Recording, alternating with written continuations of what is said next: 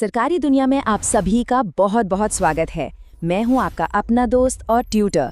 तो चलिए अगले बस कुछ मिनटों में मध्य प्रदेश जीके को ऐसे घोल के पी जाते हैं कि एग्जाम में यहां से एक भी सवाल ना छूटे।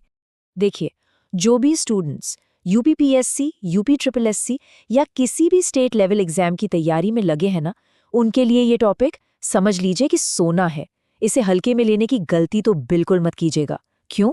क्योंकि यहाँ से सीधे सीधे 3 से 4 सवाल पक्के हैं और ये 3-4 नंबर दोस्तों सिलेक्शन और रिजेक्शन के बीच का फासला तय कर सकते हैं। तो ठीक है, तैयार हैं सब? चलिए शुरू करते हैं।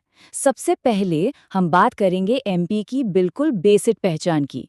ये वो फैक्ट्स हैं जो हर एस्पिरेंट की जुबान पर होने चाहिए। क्यों? क्योंकि इनसे डायरेक्ट एकदम सीधे सवाल बनते हैं। जरा स्क्रीन पर देखिए, ये हैं एमपी के सबसे जरूरी वन लाइनर्स। स्थापना दिवस 1 नवंबर 1956। ये तारीख दिमाग में बैठा लीजिए।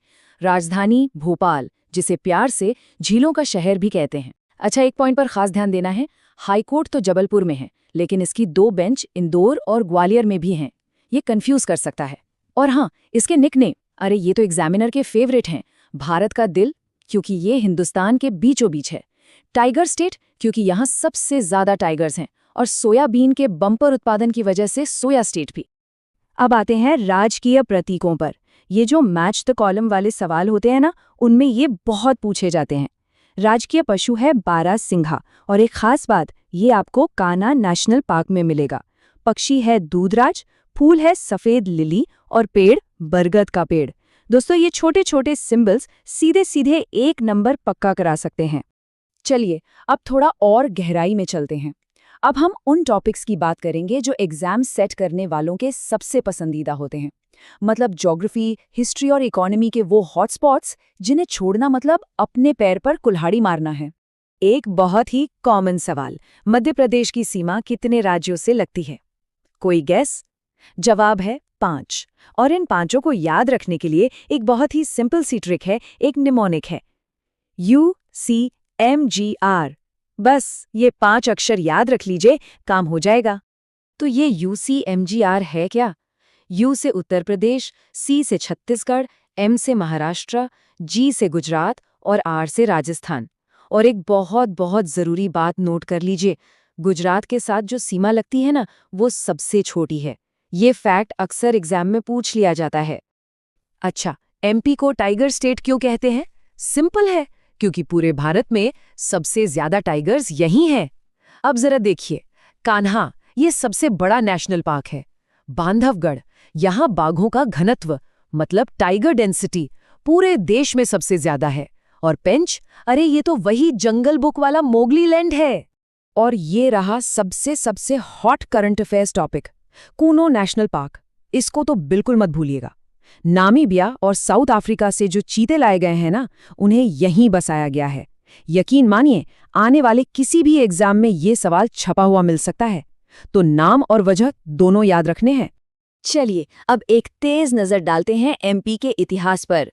सोचिए, हजारों साल पुरानी भीमबेटका की रॉक पेंटिंग से लेकर सम्राट अशोक के बनाए गए सांची स्तूप तक, फिर चंदेल राजाओं के शानदार खजुराहो मंदिर और 1857 की क्रांति में रानी लक्ष्मीबाई और तात्या टोपे जैसे वीरों का योगदान। ये सब एमपी की ऐतिहासिक विरासत के चमकते सितारे हैं। इकोनॉमी की बात करें तो एमपी खनिजों का खजाना है दोस्तों, और इसमें जो सबसे जरूरी पॉइंट है वो है पन्ना। क्यों? क्योंकि ये भारत का इकलौता, जी हाँ, ओनली डायमंड प्रोड्यूसिंग डिस्ट्रिक्ट है। ये फैक्ट तो स्टार मार्क करने वाला है। इसके अलावा तांबे के लिए मल्लंजखंड और मैंगनीज के लिए भरवेली माइंस भी बहुत फेमस है। अब बात करते हैं एमपी के 2 सबसे बड़े इंडस्ट्रियल हब्स की। एक तरफ है इंदौर, जिसे एमपी की फाइनेंशियल कैपिटल और मिनी मुंबई भी कहते हैं, और दूसरी तरफ है पीथमपुर, जो एक बहुत बड़ा ऑटोमोबाइल हब है और इसी वजह से इसे भारत का डेट्रॉइट भी कहा जाता है। आजकल एक नया ट्रेंड चल रहा है एग्जाम्स में, जीआई टैग्स से जुड़े सवाल। तो एमपी के कौन कौन से जीआई टैग्स फेमस हैं? चंदेरी और महेश्वरी साड़ियाँ, धार के बाघ प्रिंट्स, और हाँ, झाबुआ का कड़कनाथ मुर्गा। ये नाम रट लीजिए, क्योंकि ये सीधे सीधे एग्जाम में पूछे जा सकते हैं। और जब इकोनॉमी और करंट अफेयर्स की बात चल ही रही है, तो सरकार की एक बहुत ही चर्चित योजना को कैसे भूल सकते हैं। योजनाओं से सवाल तो पक्का ही आता है। मध्य प्रदेश की मुख्यमंत्री लाडली बहना योजना दोस्तों इस वक्त की सबसे जरूरी योजनाओं में से एक है। इसका मकसद क्या है? महिलाओं को डायरेक्ट फाइनेंशियल हेल्प देना। तो योजना का नाम और उसका उद्देश्य दोनों पर ध्यान देना है। चलिए अब आते हैं सबसे क्रिटिकल सेक्शन पर, वो सेक्शन जहां अक्सर स्टूडेंट्स गलती कर बैठते हैं। यहाँ हम कुछ स्मार्ट ट्रिक्स देखेंगे और उन एग्जाम ट्रैप से बचेंगे जो एग्जामिनर जानबूझकर सेट करता है। यहाँ ध्यान दीजिए, ये एक क्लासिक ट्रैप क्वेश्चन है। भारत की ज्यादातर नदियां कैसे बहती हैं? पश्चिम से पूरब, राइट? लेकिन नर्मदा और ताप्ती, ये दो नदियां पूरब से पश्चिम की ओर बहती हैं। और एक और बात, ये डेल्टा नहीं बनाती, ये बनाती हैं एस्चुरी, मतलब नदी सीधे एक चौड़े मुंह से समुद्र में मिल जाती है। नर्मदा को तो एमपी की लाइफलाइन भी कहते हैं और ये अमरकंटक से निकलती है। ये सारे पॉइंट्स बहुत जरूरी हैं। अच्छा, अब एक और सवाल, जो एक और बहुत कॉमन ट्रैप है। मध्य प्रदेश की गंगा किस नदी को कहा जाता है और क्यों? जरा सोचिए इस बारे में। और इसका जवाब है बेतवा नदी। अब ट्रैप क्या है? ट्रैप ये है कि इसे पवित्रता की वजह से नहीं, बल्कि गंगा नदी की तरह ही इसमें बढ़े हुए पोल्यूशन लेवल के कारण एमपी की गंगा कहा जाता है। ये लॉजिक याद रहेगा तो कभी गलती नहीं होगी। बहुत बढ़िया, अब तक सब कुछ क्लियर है। तो चलिए, अब बारी है एक सुपर फास्ट रिवीजन की, ताकि जो भी हमने सीखा है वो सब दिमाग में एकदम लॉक हो जाए। तो बस ये 4 पॉइंट्स हैं जो इस पूरे डिस्कशन का निचोड़ है। पहला, स्थापना दिवस यानी 1 नवंबर और निकनेम्स जैसे टाइगर स्टेट, सोया स्टेट।